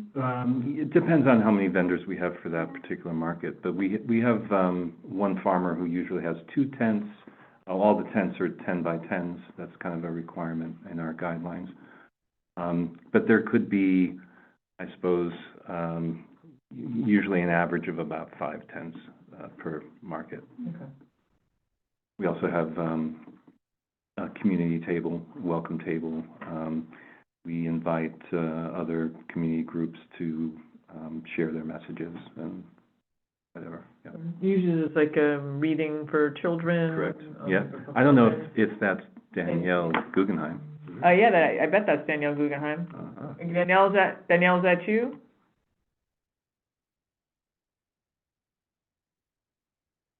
But anyway, Danielle you know, has been doing storytelling since the very beginning. We started during COVID, during the height of COVID, actually, in August of 2020. A lot of restrictions on how, you know, the customers could enter the market space because of COVID. And at that time, it was a safe space to purchase healthy food when supermarkets were, you know, high-risk spaces to congregate. So, you know, being an outdoor environment, plus we have been managing Meg's Garden and Edible Forest since 2016. That's with 35 trees donated by the Fruit Tree Planting Foundation of America in 2016, and they have taken, up until now, many of them to mature. So I think it looks like every single fruit tree that had been planted in 2017 is now giving fruit. So we want to also educate our community about the food that's around us. You know, that's we also have been transitioning lately. We have an influx of I mean, this isn't related to the market, but I'm just saying in terms of our maintenance of the space, we are transitioning to focus on perennial herbs and medicinal plants. We have a lot of signage coming, which will explain to people, you know, some of the plants that we have and our ethos and values. So the garden, the farmer's market will continue to be in where the access road is? Correct. That's next to DeWitt Clinton High School? Yes. And there's nothing that's permanent there. I know that are you still going to be doing the garden that's kind of in the median between the Sedgwick and the access road? Yes. Is that where the perennials will be? No, on the DeWitt Clinton side. They're going to be in Meg's Garden and the Edible Forest. So are you still in the? Do you still have? You're still operating in the Edible Forest and in Meg's Garden itself? Yes. Okay. I didn't realize you were still there. I thought that hadn't. Okay, then turned over. Okay, great. And then the hours of the market? Saturdays from 10 to 3 p.m. Okay. And the opening, expected opening June 15th will be our Juneteenth celebration, including performances by Moore Opera Community Chorus, of which Sung and I are members, plus other, you know, food and music, and we have open mics regularly. So it's a community gathering space, and it's it's very beloved of the community. You said, what's the name of the opera company again? Moore Opera. M-O-R-E? Yeah. Okay. The Metropolitan Opera Performance. Metropolitan Opera Performance. What's the E stand for? I forgot. Like M-O-R-M-O. Forgot. I'm sorry. M-O-R-E. M-O-R-E. Oh, Moore. Okay. Moore Opera. Yeah. When you said performance, I got through. Until the end of October. Right, and we run until the end of October. I think this year's the 26th. Okay. And then what do you need from us? You just need a resolution? Correct. Yes, I think it's been standard procedure for SAPO to require Community Board 8 permission, as well as from the local precincts. Okay. You don't need to get Community Board 7? No. We're technically, even though it's in that frontier. That's got to be the boundary. That access road, that slip lane is probably the boundary. Yeah. Okay. But yes. Is there a date by which you need the resolution by, or? I think as soon as possible. Because we can do a resolution from the committee, but then there's still, the board would need to do the vote. I don't know how Farrah was planning on doing that. The next, the board, next board meeting is, June 26th. But we could do a preliminary committee thing and Yeah, then, if there's a way to work around that, it would be great for us to start on that next day. okay. That's a follow-up item with Farah. Okay. So I need to, I thought I would base the language on the one we did last year Yeah. and just update it. I can read it while I have it, Yeah. if you We want. Yeah, sure, if you don't mind. Excuse me, I have to excuse myself, but I'm in favor.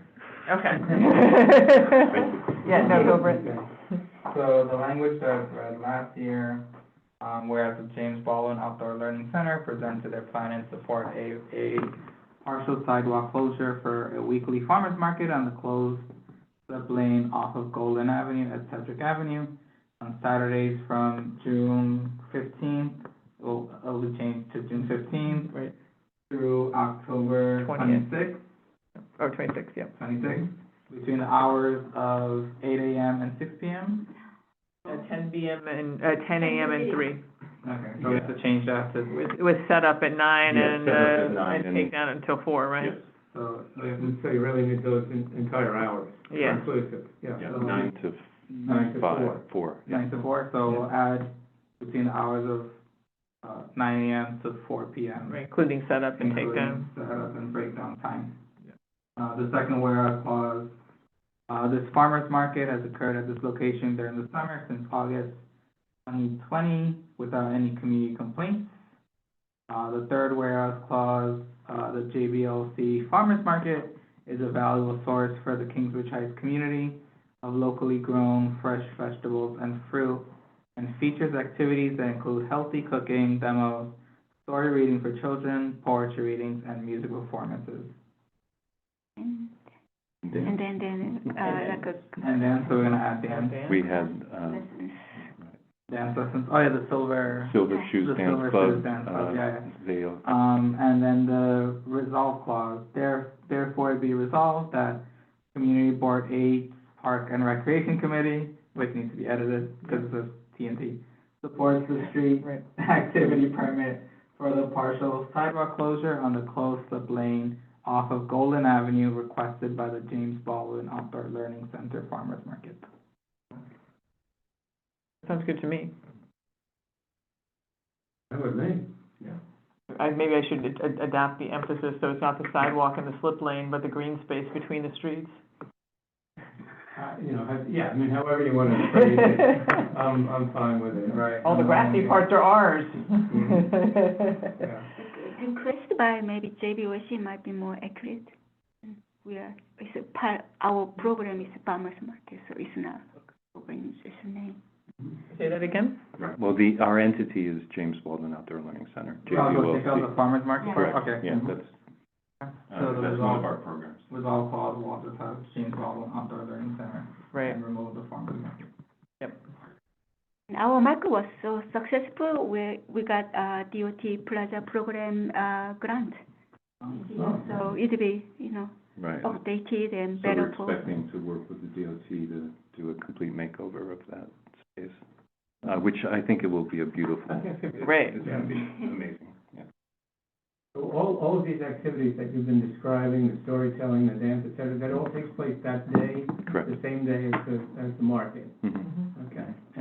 Yeah, it's really great. Also, like, one thing, the students are so involved, with Internship, the we have music, internship. with the poetry, with Yeah. the, all the activities, which is kind of great. So we have a market internship program as well as SYP students, which we've recruited just recently. I'm sorry, SYP? Summer Youth Employment Right, Program. got it. Yeah. Yeah, well, You have a question? I mean, I don't know if there's a Q&A, but, I know you mentioned Social Security, no, food security. I wonder if you are familiar with the Friendly Fridge? Oh, yes. Okay. Yeah, very much. Selma and Sarah, one of the things that we initiated during our first year was to purchase some of our produce to redistribute at the Friendly Fridges at that time.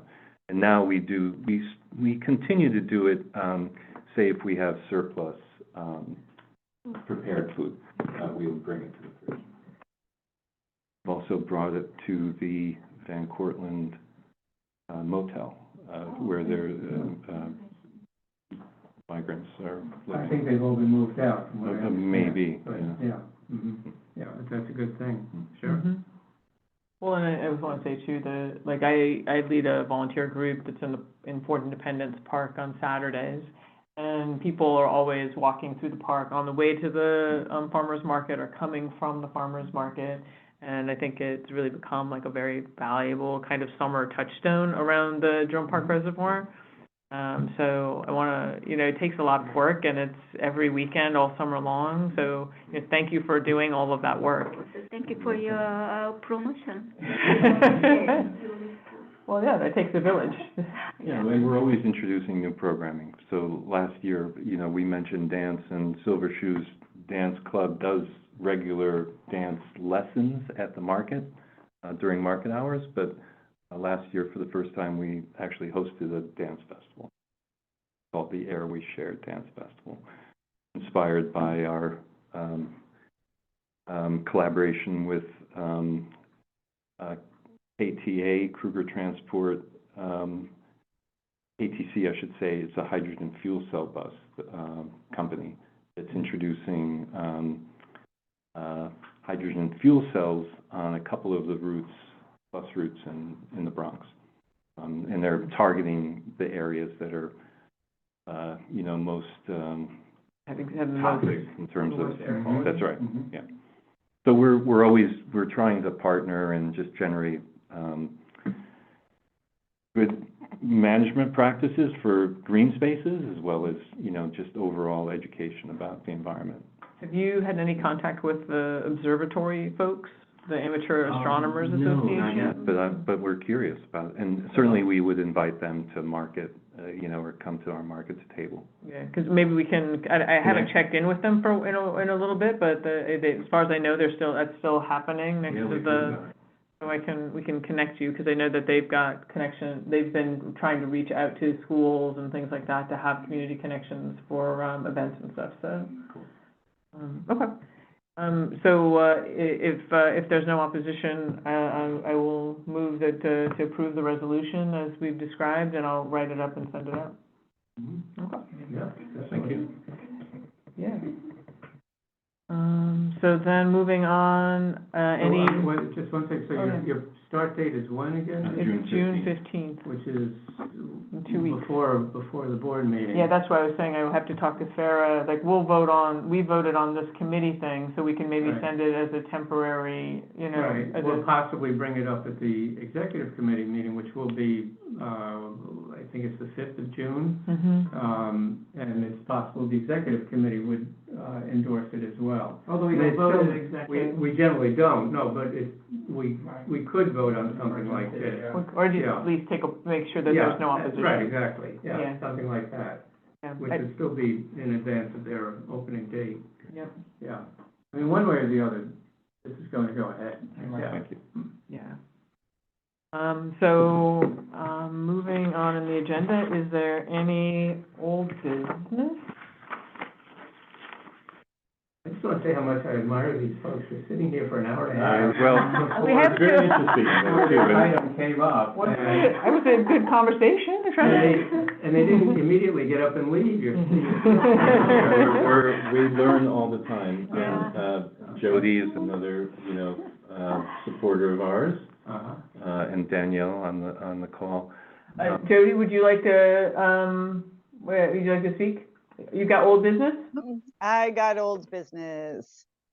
And yes, the market's wonderful. Sung and Ray do a great job. Say yes. Thank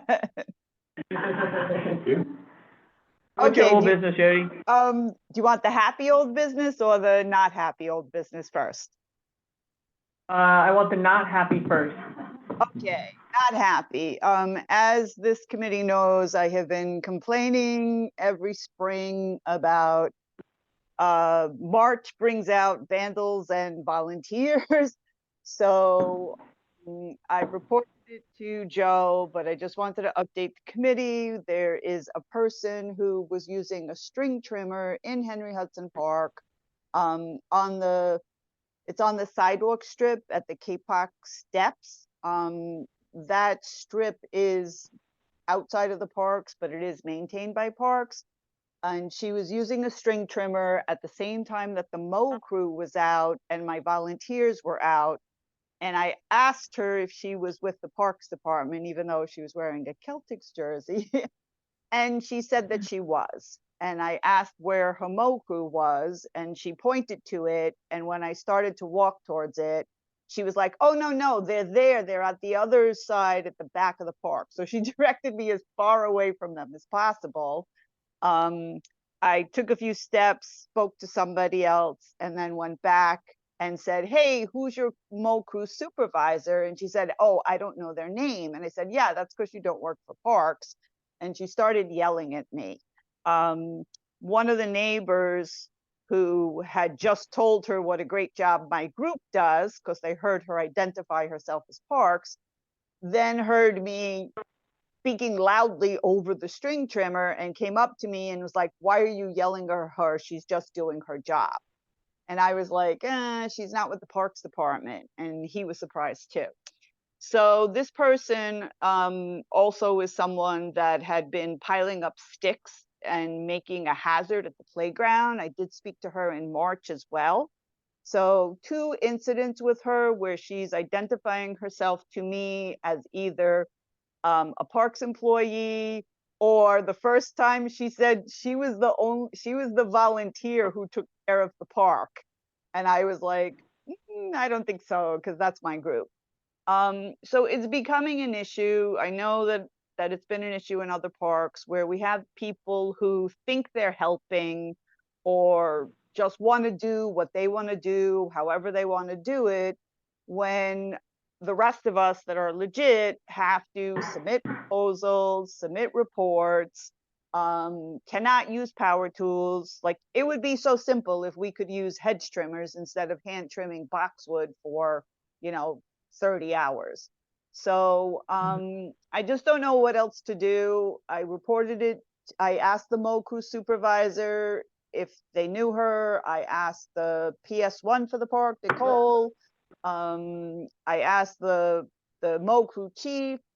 The person identified to the parks to people as one of the volunteers that takes care of the park. So they thought she was with me, and she identified herself to me as if she was with parks.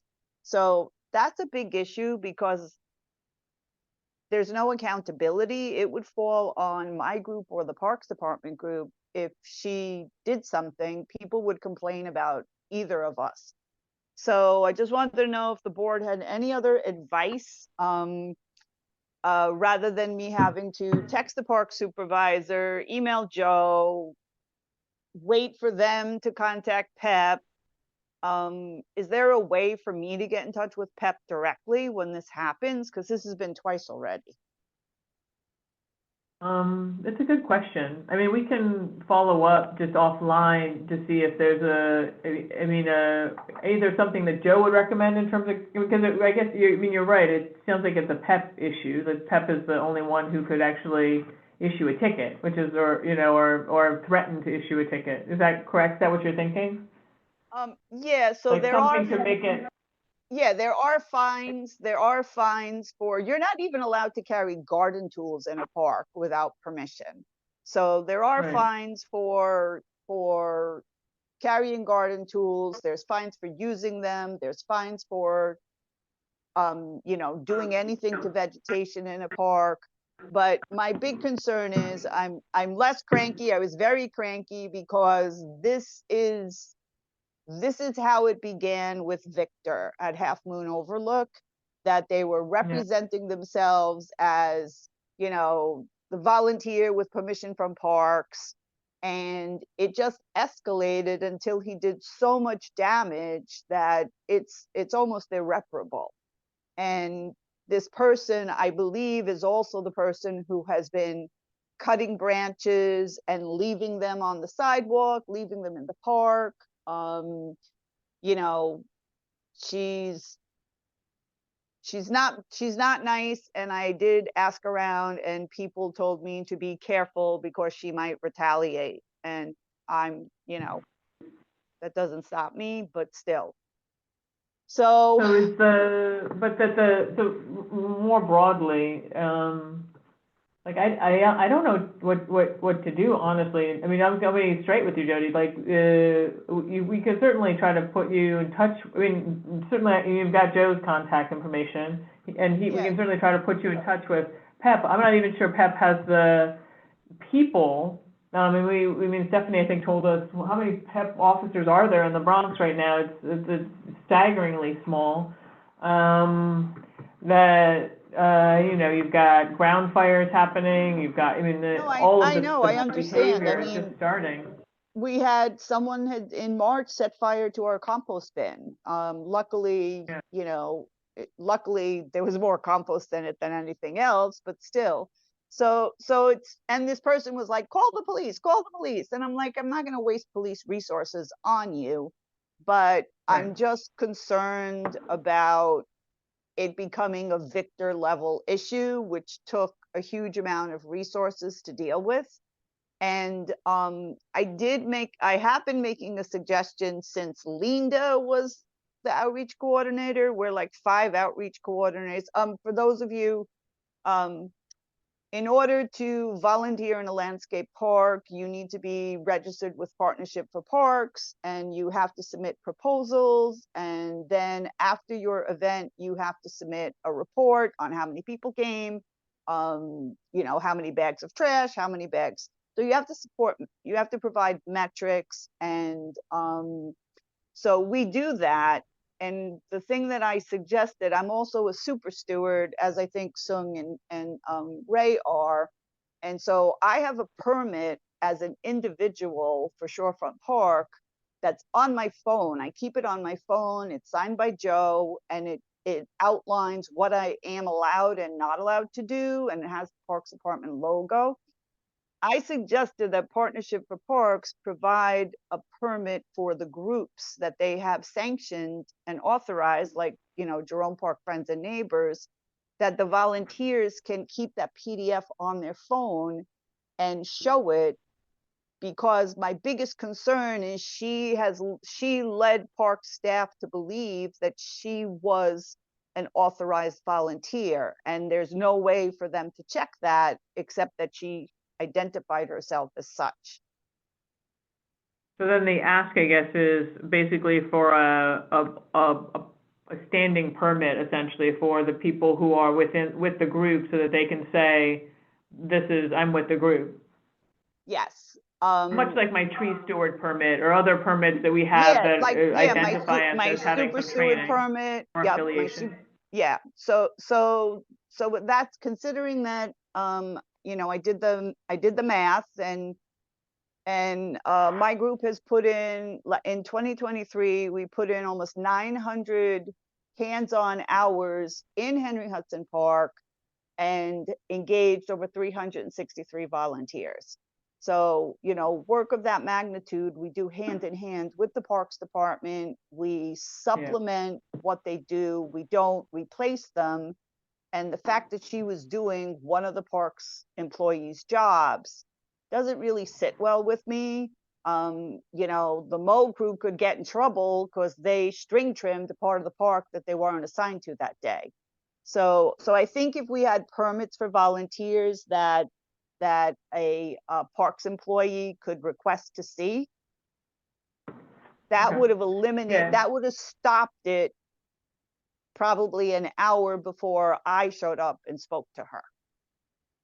Right. Okay. Well, why don't we'll take it offline. I know it's getting late. But I think those are two good things, which is one, to talk to Joe McNary and kind of follow up with him about the state of it. And then the other is just to see if Partnership for Parks can be a resource to help better identify people. Even if it's just being a little bit stricter about requiring a T-shirt or something, so that it's clear who's actually with the group. But the T-shirts, because we give the T-shirts out, they give the T-shirts out at tabling. That's not legit. Having a badge isn't legit. But this was also an issue last year or the year before with Russ Park and with an unauthorized volunteer as well. So that's why it's under old business. So Yeah, now no, the I happy understand. It's now, chronic. So now what's the happy happy news. thing? Happy news. And then a happy note. We there was a wonderful article in the Riverdale Press about us. That I was quite pleased with it, especially since it's focused on the young volunteers and the intergenerational volunteers. You know, we had people from 3 to 78 that day. The Rangers did a nature walk as part of the City Nature Challenge. The event was fairly well attended. We had over 30 people doing hands-on activities and the nature activities. That was April 27th. And the trail work at Spuyten Duyvil Shorefront Park. We've been in the park 2 days for 6 hours each with the Natural Areas Conservancy. I have my permit from Parks Departments to do trail work, and we are repairing the trail that was eroded by Hurricane Ida in 2021. Parks just doesn't have the resources to properly fix it. So I went and took 3 levels of training. And thank you for mentioning it. It is all day. It's 10 a.m. to 12:30, and then 1 to 3 on June 1st. That's National Trails Day. So we will be out there again, and we are using fallen trees from the park. We're sourcing all the materials that we need to rebuild the trail from the park itself, the logs, the rocks, the soil. So it's the first time that Natural Areas Conservancy has done a trail project in a park this way. So it's exciting to be pioneering something that's been waiting for a couple of years. So I hope you'll come and visit, even if you don't volunteer. You can keep us company, and there'll be cookies, you know. So it's good to have treats. And I will say, Jody gave me a tour of Shorefront Park, and I hadn't been there since 2016. And back in 2016, it just looked like an abandoned lot, essentially, I will say. I didn't realize it was a park. And now it looks like a park, and it's much more inviting, and the pathway is lovely, and the lake is great. And so I totally, if you haven't been there in a while, I totally recommend taking the train from Marble Hill to Spuyten Duyvil, so you can go check it out. Yes, and I'm happy to give tours since I am retired. It gives a very high quality tour. High quality personal tours. Yes, yep. Are you done, Jody? Sorry. Yes. Are you done, Jody? Yep, I'm done. You reminded me of something. Thank So you. since you mentioned the City Nature Challenge, I do want to announce that Van Cortlandt Park did win for the flagship, or not for flagship parks, but for the city green space race. Van Cortlandt Park had the most observations and the most species identified. And then for the borough competition, the Bronx had the most observations, and unfortunately we lost to Queens for the most species. They came out at the end. They suddenly got all these new species. I think something happened. I don't know. We were winning it. Is there a nuclear power plant over there? Wait, Christina, you're Yeah. supposed to say, but it's not a competition, you know. Oh, it was totally a competition for our stuff. No, that's like, I'm on the steering committee for New York City in the City Nature Challenge. So we keep saying that, and we're like, oh, we're winning, but it's not a competition. So Well, I kept calling them challenges, so I think that's a competition. So I'm saying we won. Yes. So yeah, so that's what I have under. We're still on old business, right? We haven't gotten to new business. And That's I was old one of business? the top ideas in that challenge. So All right. All right. Well, so is there any other old business? Any new business? I do have new business. All right. So just I want to just plug a couple upcoming events. So on Saturday, June 1st, we have Barefoot Dancing with Estelle Walken, who will be doing oh my God, I just blanked on what she's doing. Samba. Samba, yes. And then on June 19th, in the evening from 6 to 7:30, we will have our Juneteenth celebration. We've actually moved it from the deck of the golf house to the lawn of the museum because we actually had turned people away the last 2 years because it was so popular. So please come and join us so that we may move worth it.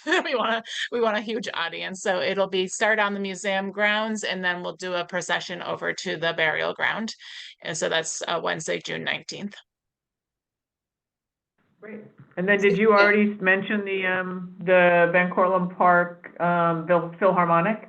Oh, the Philharmonic is on Tuesday, June 11th at 8 p.m. Philharmonic followed by fireworks. Okay. All right. Anything else? Oh, there's plenty more. Go to vancortlandt.org. I won't keep you here. Yeah, go to vancortlandt.org for further exciting. Anybody else in the new business? Yeah, I have a suggestion. Yeah. I was just noticing recently that in 2014, there was a 20-year master plan for Van Cortlandt Park. This is 10 years. And it's 10 years. We are right in the middle of the 20-year master plan. And I think it would be a good idea this fall to see where we are in respect to the master plan. What's been done, what hasn't been done. I think that'd be a great thing to look at this fall. Yeah, I think that's a great idea. Can we make that, oh, sorry, can we make that late fall, like after cross-country season? We might have to start earlier. It's going to depend very heavily on you. So if you're saying that's when you want to do it, Stephanie, I think that should be definitive. Okay. That's my opinion. Maybe November. November, December would be great. November, December, okay. Yeah. How do you see it working? As a newbie, like I don't. The master plan is actually up on the homepage of the Parks and Recreation Committee. Yeah, it's a good read. I recommend it to anybody who hasn't read it because there's some exciting things in there. Yeah, exactly. And I think we should have a conversation about 10 years later, what has happened, what has not happened, what was a good idea, what maybe was not such a good idea. Just to review it and say we're halfway, and what's the state of the park? Okay. So you're thinking kind of like a hearing almost, or like or just a meeting where the whole thing is just discussion? It's really just informational. That's all it is. It's a meeting where we can discuss, as I say, what's been done, what hasn't been done, and really assess the situation. Okay. It's sort of a state of the park or the health of the park kind of meeting. Right. And Stephanie, you're thinking like November, December? Certainly not before then. Okay. So well, after then, we're not at the halfway point anymore. Right, the year is over. Right. We'll try and do it in 2024. Okay. And then like Mike Ortiz is on the phone still, I think, and Mike Ortiz will be very helpful because he knows all the projects. Good. Oh, yeah. I'm so sorry. I missed some of that as I was grabbing my delivery. Well, we volunteered you to lead a group in November or October where we review the master plan for Van Cortlandt Park and what you're going to pay for. Wonderful. I'm all for it. All right. Excellent. All right. I think that's a great suggestion. Good. So we'll plan for that. Anything else? Any other new business? All right. And do I have a motion to adjourn? Oh, yeah. All right. We are adjourned. Good night, everybody. Good night, everybody. Good night, everybody. Thank you, and thank you again. We'll see you in the fall, assuming there's no cricket tournaments, cricket ideas between now and then. I just get a ticket for one of them.